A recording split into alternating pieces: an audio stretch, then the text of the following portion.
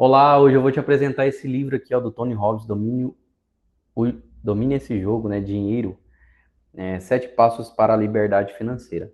Eu não acabei de ler esse livro, pelo que vocês podem ver, ele é bem grandinho, tem mais ou menos umas 700 páginas. E aqui o Tony Robbins vai ensinar a gente, ele vai fazer, juntar ali uns investidores, vai fazer uma pesquisa, investigação sobre dinheiro, né? Com pessoas milionárias, bilionárias, etc. Com isso, nós vamos para o primeiro passo que ele dá aqui, que é uma viagem de 1.000 milhas deve começar com o primeiro passo. Lao Tzu. As crianças já conhecem um dos maiores segredos para a riqueza e o sucesso na vida. Elas conseguem antecipar o caminho à sua frente. Lembre-se, a antecipação é o poder supremo. Então aqui ele já começa nesse livro falando sobre antecipar os problemas financeiros que podem surgir na sua vida. E aqui indo mais para frente, ele vai falar sobre a aposentadoria. A aposentadoria é um conceito relativamente novo. De fato, a ideia serviu apenas a uma geração ou duas. Para a maioria de nós, nossos pais e avós, antes deles as pessoas geralmente trabalhavam até não poder mais, até morrer. Você se lembra da história desse benefício, quando surgiu a Seguridade Social? Ela foi criada sob o governo de Franklin Roosevelt, durante a Grande Depressão, quando não havia rede de seguridade social para as pessoas idosas e doentes. Idoso era um conceito diferente daquela época. A expectativa média de vida nos Estados Unidos era de 62 anos. Só isso. E os benefícios da aposentadoria pela Seguridade Social deveriam começar a valer a partir dos 65 anos, de modo que não se esperava que todos usufruíssem dela, pelo menos não por muito tempo. Na verdade, o próprio Roosevelt não viveu o suficiente para receber seus benefícios. Não que ele precisasse deles. Ele morreu aos 63 anos. E aqui a gente entra no contexto do Brasil, né? Será que a aposentadoria realmente é um plano para a nossa vida? Reflita sobre isso, né? E mais para frente a gente vai voltar nesse tópico. E aqui o Tony Robbins vai desenvolvendo, né? E o sistema não foi projetado para o mundo em que vivemos hoje, dessa seguridade social. Eis aqui a nova realidade. Há uma possibilidade de 50% de que, entre os casais casados, pelo menos um dos até os 92 anos. E uma possibilidade de que 25% de um deles viverá até os 97 anos. Então, antigamente, se a gente for parar para refletir, antigamente as pessoas viviam menos. E por viver menos, esse plano de seguridade social, ele se encaixava melhor, né? Agora não, hoje as pessoas vivem por muito, muito tempo. Então, com vidas mais longas, esperamos por anos mais longos, muito mais longos, né, para a nossa aposentadoria. Há 50 anos, o tempo médio de aposentadoria era de 12 anos. Espera-se que alguém se aposente hoje aos 65 anos e viva até os 85 anos ou mais. Isso significa mais de 20 anos de aposentadoria. É essa a média. Muitos viverão mais e terão 30 anos de aposentadoria. Tá, então ao decorrer do livro aqui, ele vai faz uma pergunta, né? Quanto tempo você espera viver? Essa pergunta aqui é fundamental. Porque a maioria de nós brasileiros, a gente sequer faz aquele seguro de vida, né? Para resguardar ali a nossa família caso a gente venha a morrer, né? Porque a gente não tem esse pensamento no futuro. Então a maioria desses investidores, economistas, etc., eles pensam nisso, né? Eles projetam o dinheiro lá para frente. Né? Se hoje a taxa de vida é maior do que antigamente, nós precisamos pensar numa primeira tese, de que nós vamos viver bastante. E se nós vamos viver bastante, a aposentadoria hoje no Brasil, se eu não me engano, ela está em volta de um salário mínimo, né? R$ 1.600, R$ 1.700. Não sei ao certo, mas eu acredito que seja isso. Hoje, 2026, você vivendo com isso já é difícil. Imagina daqui alguns anos, né? A tendência é que não, esse valor ele não vai subir para um patamar exponencial de você aposentar recebendo 10 mil, 20 mil, né? A não ser que você seja um concursado. Aí talvez sim, né? Aí tem essa possibilidade. Então, com esse pensamento, com essa pergunta, a gente começa a desenvolver a tese de que nós precisamos planejar a nossa vida financeira. E aqui o Tony Robbins vai desenvolvendo, né? O medo número um dos pertencentes à geração do Baby Boom era viver mais do que os recursos financeiros que haviam poupado. A morte, a propósito, ficou em um distante segundo lugar.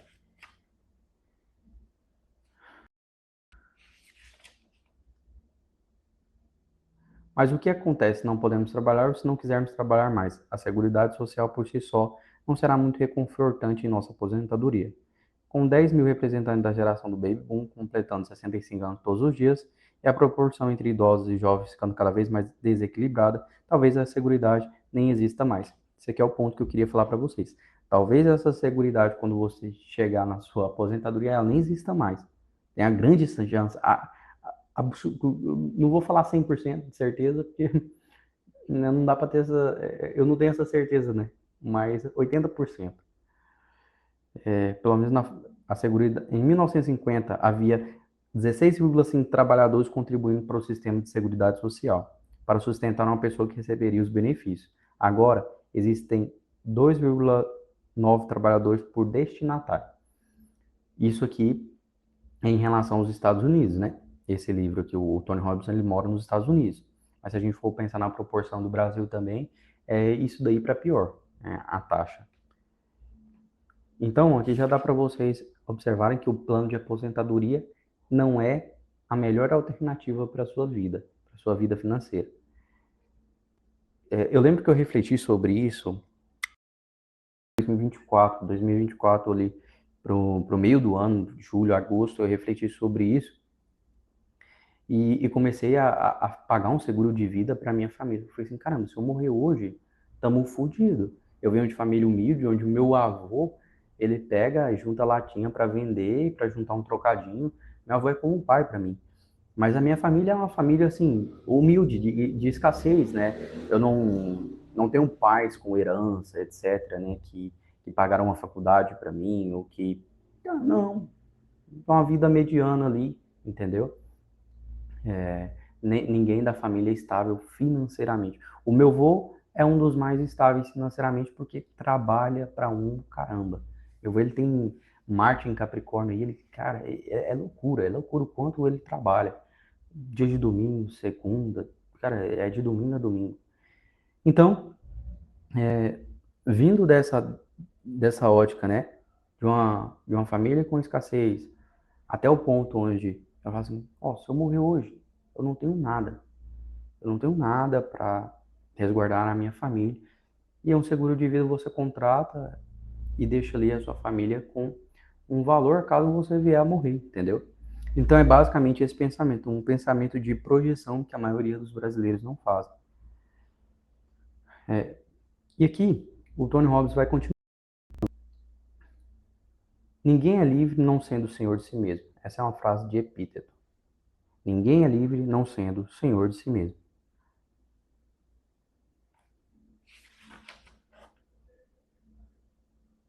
Aqui ele vai falar um assunto interessante, não? Vamos começar admitindo que nem sempre os seres humanos agem racionalmente. Alguns de nós gastamos com bilhetes de loteria, mesmo sabendo que as chances de ganhar o prêmio máximo são de 1 em 175 milhões e que há 251 a mais probabilidade de sermos atingidos por um raio. Então é mais fácil você ser atingido por um raio do que você ganhar na bilheteria, numa Mega Sena e ficar rico na loteria, entendeu? Encare essa realidade. É muito mais fácil você ser atingido por um raio do que ganhar numa loteria. Eu venho de família que a minha família quase inteira, né, faz esses jogos assim de maneira frequente. Não, escassez, né? Escassez. Olha para aquela chance assim e deposita sua sorte. Enfim, na verdade, eis aqui uma estatística que vai surpreender você.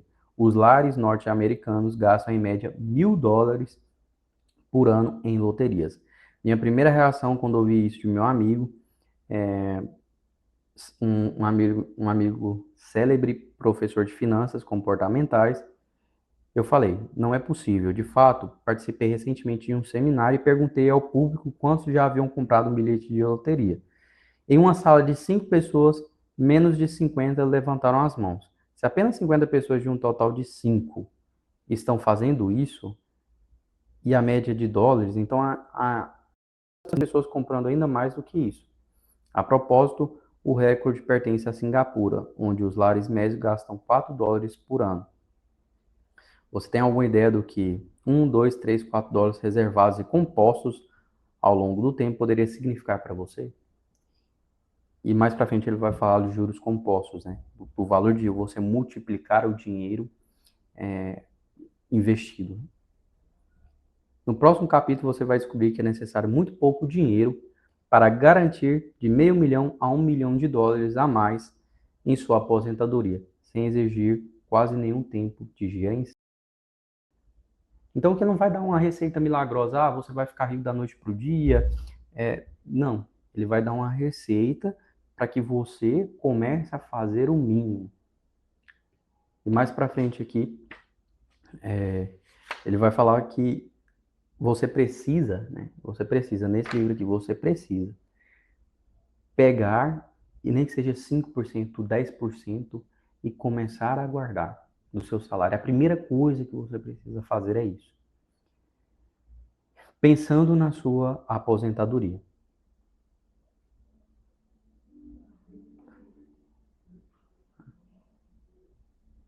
E aqui ele vai falar, a repetição é a mãe da habilidade. Vou lhe dar um exemplo perfeito de como fiquei aqui nesse aspecto. Com 20 e poucos anos, decidi que desejava ser faixa preta em artes marciais. E tive o privilégio de conhecer e me tornar amigo do grande mestre Johnny. Foi ele quem trouxe o Taekwondo para este país e quem treinou Bruce Lee e Muhammad Ali. Nessa arte, eu disse a ele que queria passar para a faixa preta no prazo mais rápido, mais curto da história. E que estava disposto a fazer o que fosse necessário, em termos de prática, comprometimento e disciplina para quebrar o recorde. Ele concordou em assumir o meu treinamento. Foi radical. Muitas vezes eu apresentava um seminário e chegava a 1 hora da manhã para treinar, e então trabalhava com o mestre por mais 3 ou 4 horas. Eu me contentava com 4 horas de sono no máximo. Aí o Tony perguntou para o mestre dele, né? Mestre, quando nós podemos passar para o próximo movimento? Ele me encarou severamente e disse, gafanhoto, este é o próximo movimento. O fato de você não conseguir apontar a diferença entre o movimento que acabou de fazer e o que fez antes mostra que você ainda é um aprendiz. As distinções finas são a diferença entre um mestre e um amador. E o domínio requer esse nível de repetição. Em cada repetição você deve aprender mais. E aqui ele vai desenvolvendo a partir do pensamento de que quanto mais você repete uma ação de guardar dinheiro, mais você vai querendo repeti-lo. Pensar em realmente trabalhar com inteligência o pouco dinheiro que você tem para que ele se multiplique.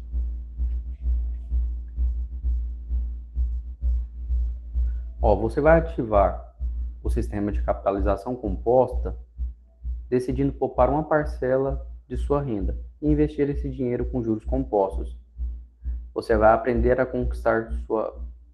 construir sua própria máquina de dinheiro automatizado, um sistema que vai gerar durante toda a sua vida enquanto você dorme.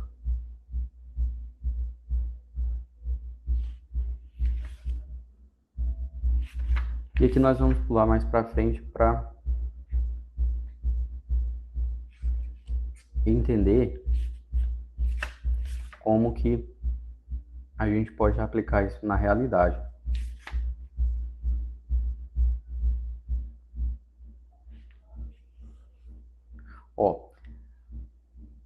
Ao comprometer-se com um código de poupança simples, primeiro ele fala que para você quebrar essa crença de que tem que gastar todo o dinheiro, tem que ver a conta vazia, você precisa colocar um comprometimento escrito de que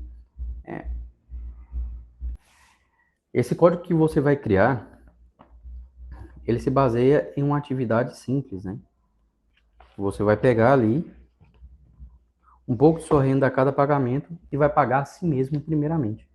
Em primeiro lugar, existe uma maneira de acessar esse poder da composição em suas economias, permitindo que isso conduza a alturas inimagináveis. Então esse é o primeiro passo, né? Você vai pagar a si mesmo. Antes de pagar as contas, pague a si mesmo o seu eu do futuro.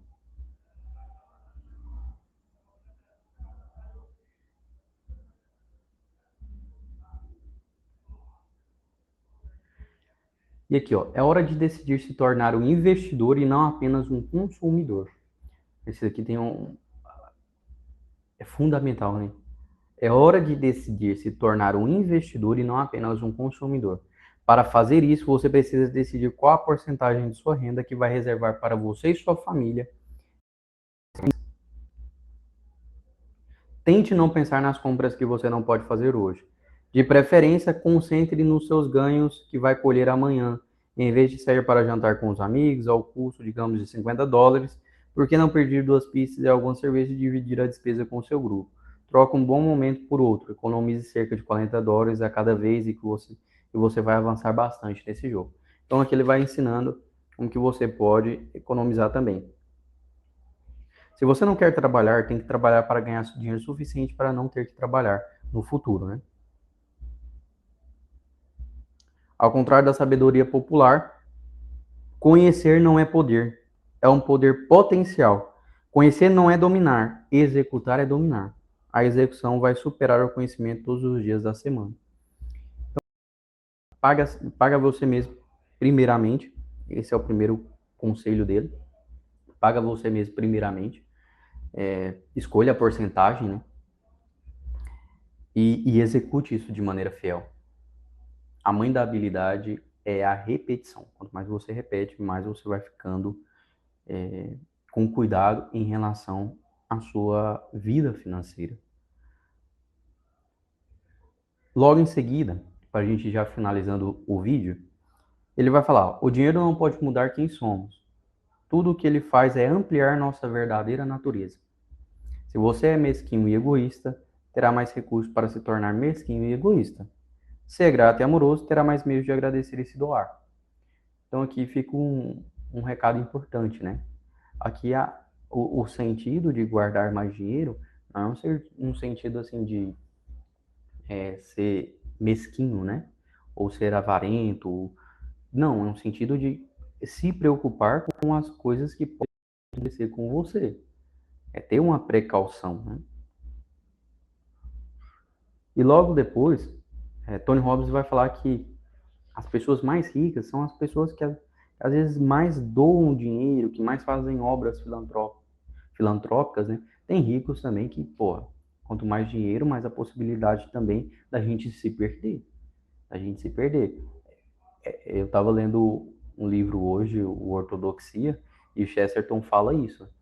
Quanto mais, se eu não me engano foi nesse livro mesmo, quanto mais a possibilidade da pessoa ter um dinheiro, uma riqueza, mais a possibilidade dela também se perder moralmente, né?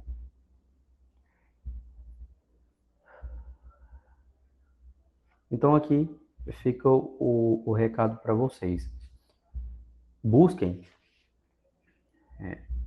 servir a sociedade com algo útil, e em troca a sociedade vai te pagar por isso.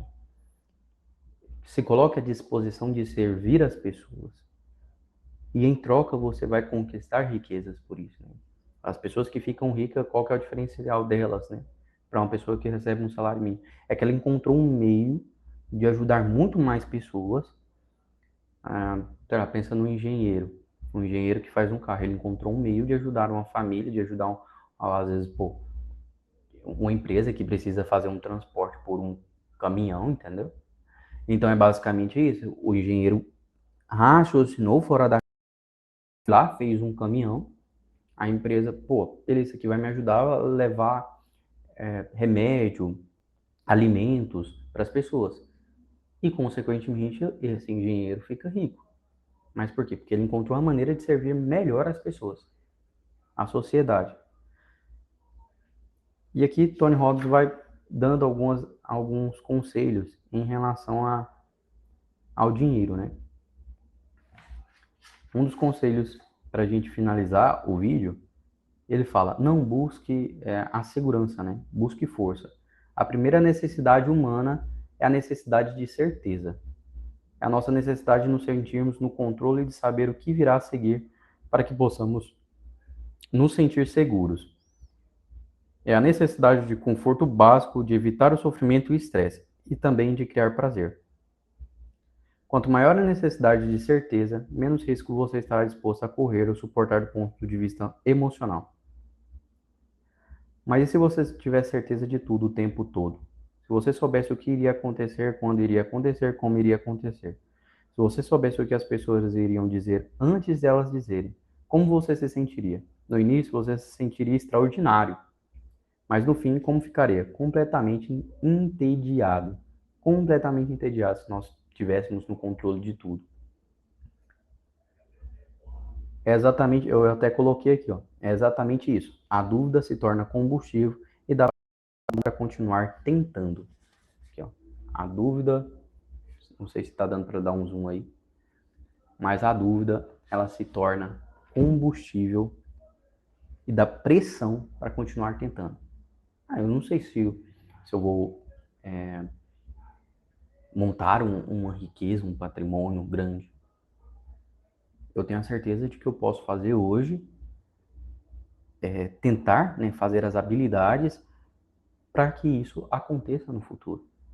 Essa é a minha única certeza da poupança de hoje em prol do futuro, entendeu? De pagar um seguro de vida hoje em prol do futuro. Pô, R$ 60, R$ 70 que paga num seguro de vida e vai te retornar 100 mil caso você morra, sua família vai ficar bem tranquilinha, entendeu? Pelo menos por um tempinho ali.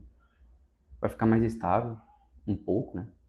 Igual eu expliquei para vocês, eu venho de família, pô, humilde, não tem herança. Se tiver, é dívida para arcar. Mas é basicamente isso. Então, finalizando aqui o vídeo de hoje, eu espero que você, ao escutar esses conselhos, pense mais sobre essa questão financeira. Sair de se tornar um consumidor para se tornar um investidor em você mesmo, no seu patrimônio, na sua família. Caso você não for inscrito nesse canal, se inscreva e deixe o seu curtida também, o seu comentário sobre o que você achou desse vídeo.